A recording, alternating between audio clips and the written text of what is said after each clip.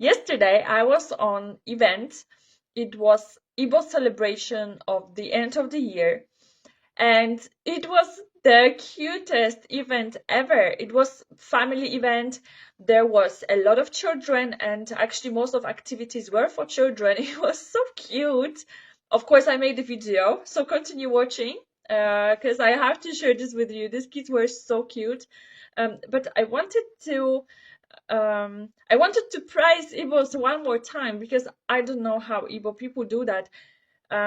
It's just so amazing for me because this is not the first event. I've already attended other events that I'm invited to, and other people are invited to, but we're not really expected to do anything. We're just expected to come there and to celebrate with other people, and to organize such event, it costs a lot of money, and there is always someone who has to pay for it, but nobody asked me ever for anything.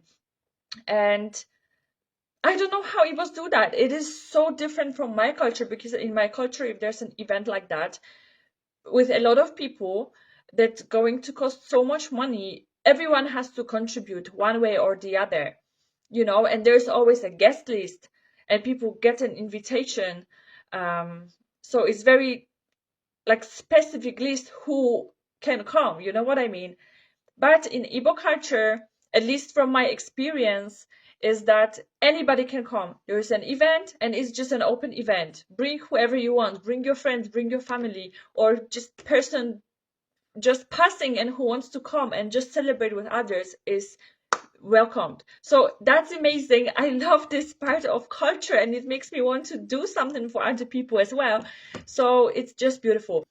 And for me, this is a perfect example why it's so important that people around the world connect, because we can learn from each other and we can inspire each other, and that is the beauty of having so many different cultural heritage around the globe. But anyway, check out those kids. It's the cutest thing ever.